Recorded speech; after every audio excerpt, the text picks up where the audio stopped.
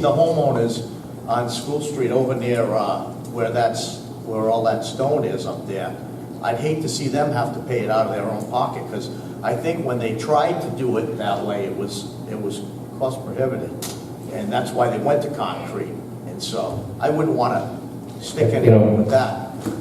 I'm not sure I'm following your line of thinking, but I think you're overblowing this. I don't know if you've actually read the ordinance. It's very simple. It says that you can remove sections of historic stone walls simply by getting the permission of the zoning official. And if it's a big project that has to go to the planning board will give that permission for whatever they feel is reasonable. As far as reconstructing the stone wall, I don't think there's anything in there except about reconstructing the end of the wall after you make the cut. It doesn't say that if you take down 20 feet of wall over here, you've got to rebuild it over there. I think you need to read the ordinance again. I did not say that at all. I'm just saying. So, someone asked if it had to be reconstructed somewhere else. It's in the ordinance. It I don't says the think so. alteration, relocation, or demolition of a historic stone wall or any portion thereof which is located in North Smithfield shall require prior written approval of the building official, obtained by submission of a specific plan containing details of the location, project, and reconstruction plan. Reconstruction means the reconstruction of the edges, if you read further. Yeah, that's section D. If I will, I'd like to clarify. Council, general provision A is what you just read, and under general provision D, cuts for driveways, roads, utility easements, or fire lanes shall be of the minimum necessary length, and the ends of the walls must be restored, which is what I spoke about earlier. It's not prohibiting the removal of the stone wall. It's taking as little as possible of the stone wall to facilitate what you're attempting to do. But Paul, doesn't the planning board do that anyway? Well, that portion says it has to go approved by the planning board. So doesn't our planning board do that anyway? So why would we have to have more? Tom, on a planning board review, there used to be a number of steps, and I can't recall, it's like 18, 19 steps that had to be checked off. One was stone walls, location of historic cemeteries, how close to the, if development was going to take to the disturbance of the cemetery. Yes, the planning board does look at this. This is actually saying the building inspector is going to go out and take a look at it as well. Tom, it is not prohibiting anyone from taking down their wall. It is not. It's just saying take as little as possible, shore up the ends, don't leave them jagged so that it will further decay. You have to restore the ends of the wall. Stability of the wall. Thanks, Council. It's not prohibiting. I don't know what else to say, except that it's been very successful in a lot of our sister communities, such as Smithfield, Situate. I mean, there's a whole list of communities that have this in place. So once our history is gone, it's gone. There's no coming back. It'll be Middle Spring Avenue if we don't take care of it. Well, I'm just saying, like, I voted to not even go into this in the beginning. You guys outvoted us to go into it. I didn't want anyone to waste their time if I was going to vote no. So I said no from the beginning. And like I said, if someone has a stone wall that's historical and they moved here and they did it because they liked the stone wall. People, it's common sense. Someone doesn't buy a house with a stone wall and tear it down. I just don't see the reason that we have to keep doing this when, we have a zoning board and, it's common sense, but I don't know. If you guys want to come up with more rules, go ahead. I just want more. Well, Mr. McGee, if what you're saying is true, people have this stone wall and they appreciate it. They don't want to tear it down. And what's wrong with reinforcing that? Nothing, but there's no reason to have it. There's no reason. Certainly there is, because some people will tear it down. Because I'm voting no. So don't try. Well, I know you're going to vote no. You voted no last time. You're going to vote no I'm going to again. vote no for the last 8 years, Paul. So you'll be glad. I'll be going in a few months. You'll be good. Not really. I actually agree with you once in a while. Sometimes you do. But this is a tough subject, and I hate to lose. Well, it is a tough subject for some, but not for me, because I'm in favor of preserving our culture. And if I might, I'd like to address a couple of the comments in the letter from the town administrator. Can I do that now? The town administrator says that he sees no historic value in stone walls up to 1939. He thinks only stone walls were built by Native Americans 1,000 years ago. already valued. That's not true. I mean, please. Well, it's pretty much what your letter says. I mean, we stick to what he said. He didn't. Well, let me just bring, Let's not imply what he said. Try to apply what he said. Just stick to exactly what he said. okay. State law, 11-41-32, historic walls. For the purpose of this chapter, it's regarding theft of historic stone walls. For the purposes of this chapter, historic stone wall is defined as a vertical structure of a fine natural stone originally constructed in the 17th, 18th, 19th, or 20th centuries. So that takes you right up to 1999. This ordinance only takes you up to 1939, and the reason it says 1939 is because the planning board changed the ordinance committee's recommendation of 1900. And they did that because there was an aerial survey of the state in 1939. They thought that made sense, and I don't disagree with that. But the state says 20th century historic stone walls. As far as a contingency bond, I don't know what it is either. This is an exact copy of Smithfield's stone wall ordinance, which has been in effect since 2006 or 7. Whatever contingency bond is, I'll bet if you call Mike Phillips at the Smithfield Planning Department, he can tell you what it is, because he deals with the stone wall ordinance. And I have spoken with him. He says they don't have any problems. They grant exceptions where they need to be, and he said they've never had a problem, never had a lawsuit. Said it's smooth as silk, no problems.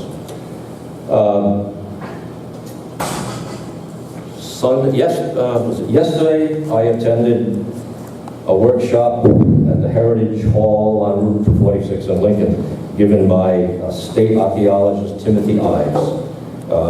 Other people that are sitting here were there as well. It was a terrific turnout. Cars would pop up and down both sides of the street for a quarter of a mile.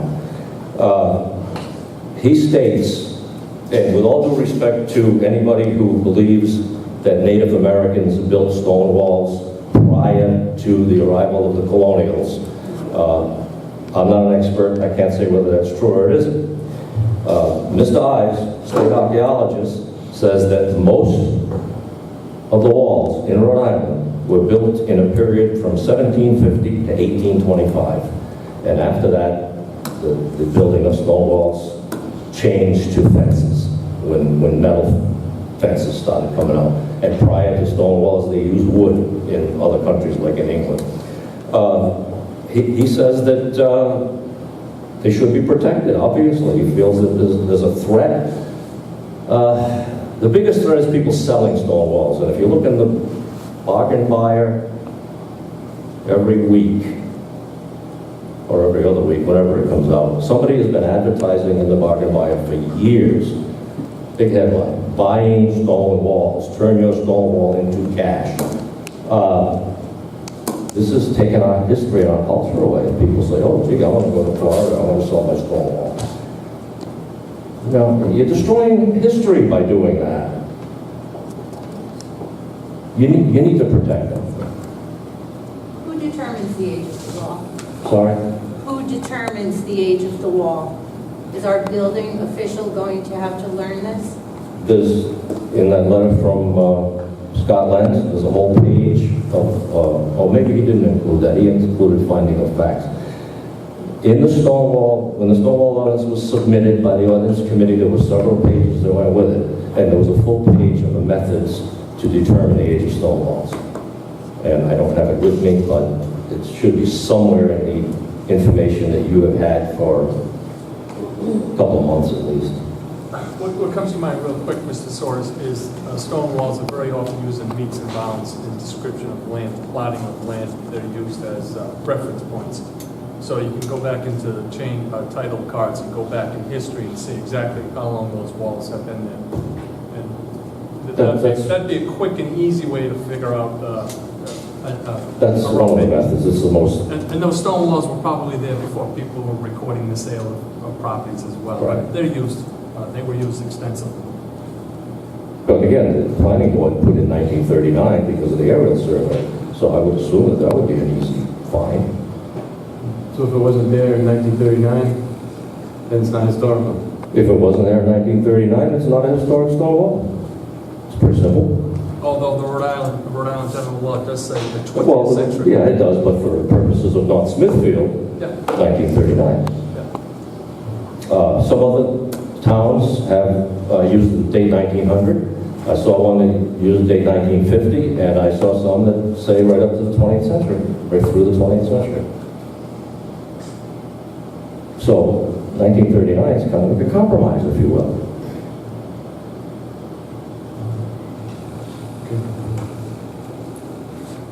Thank you.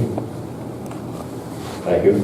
Mr. President, if I might, I'd just like to emphasize, as I said to you in my letter, there should be no mistake. I share the interest in preserving every foot of these walls that have value.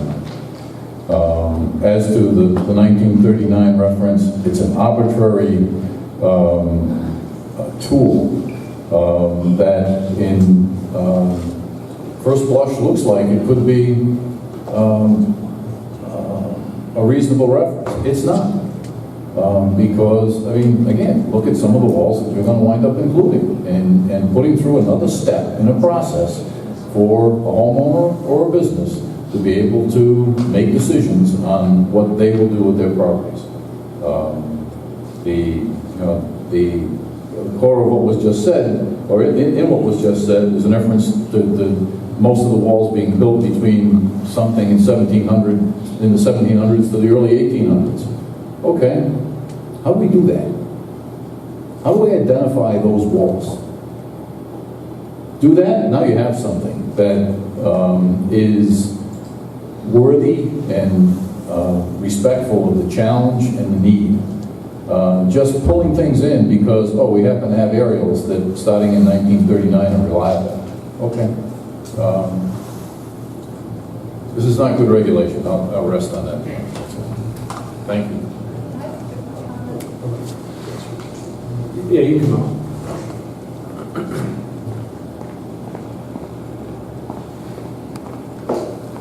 Just a very brief comment. Carol Ayala, 110 Rock Road. I'm on the Conservation Commission, but I've not been involved in the Ordinance Committee, so I haven't followed the development of the ordinance all along. But something does occur to me. You are concerned how this ordinance is going to play out, how it's going to perform in the real world. So I thought, as a compromise, why don't you have a trial period? Let it run for a year. See if you encounter these problems that you're possibly anticipating or not. And then reconsider it. And when you have a reconsideration date, after it's run, if you're encountering problems constantly, of course, you might consider it rescinded if you can rescind it at a later date. And if it hasn't presented any problems, as it hasn't apparently in Smithfield, then you let it ride.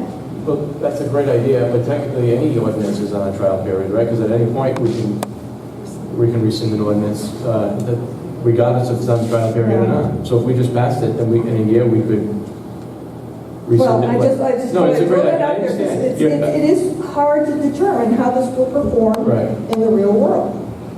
So, You're right. just an option. All right, thank you. Mr. President, we heard Mr. Keene, who was on the Heritage Commission, get up and speak in favor of this, kind of almost echoing what we just heard there, is to give it a try and see what happens. I don't foresee problems with this. Of course, I'm not a soothsayer and I don't have a crystal ball, but I'm going to vote to pass this once again, because I certainly don't want it to be on my watch that we allow stone walls to be ripped down and sold. No, it's history, it's heritage, it's culture. You want to get into your property, take down as much as you need to get into your property. You want to build something, take down as much of, just don't take the whole wall down, leave something, some vestige of history behind.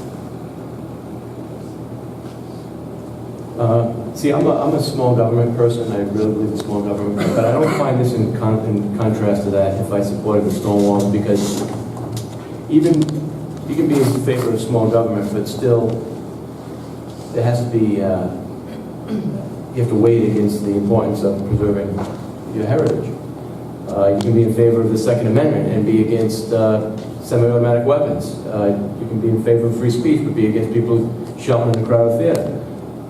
I don't think this is in contrast to being keeping government out of people's lives. I think the two can coexist. I'm going to support the ordinance as I originally voted. Hand up there. Mr. Clerk. Oh, yes, Can I sir. just say one thing? Go ahead. Well, come on up.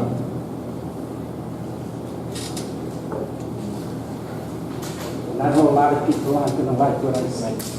I'm gonna like what you say. Junk work, I'm a taxpayer.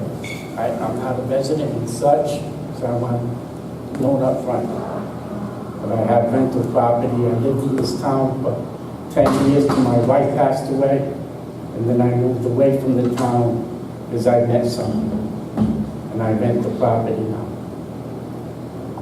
I'm also small government, but I also believe that we follow the Constitution. In the Constitution, one of the most precious parts of the Constitution, we read a lot about the Constitution last month, is property rights. The one thing our forefathers did not want to happen was having laws which limited the owner of property to exercise their property rights, and that's what this does. Maybe they haven't seen lawsuits yet, but I can tell you, if I want to take that wall down, I'm going to sue you, and I might win under the Constitution.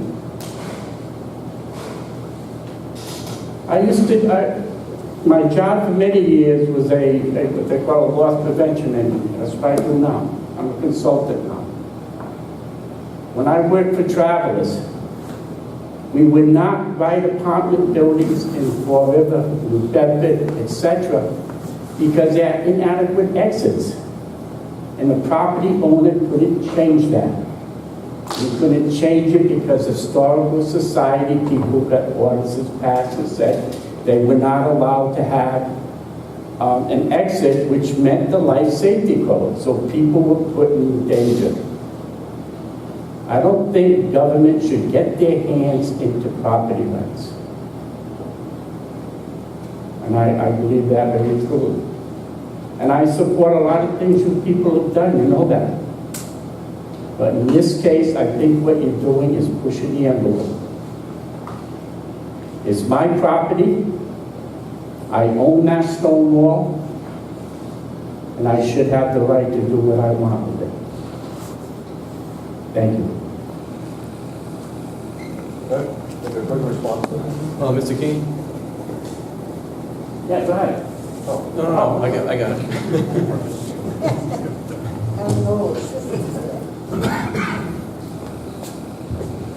Sorry to drag this on, but I understand your concerns about property rights, and I feel the same way. I like my property rights.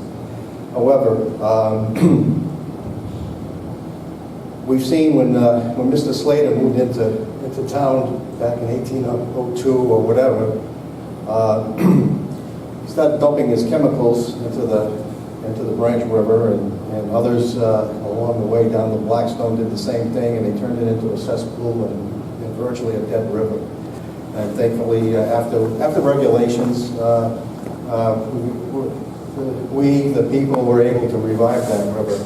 We've got at least 4 Superfund sites in town because we didn't have any regulations on dumping hazardous waste.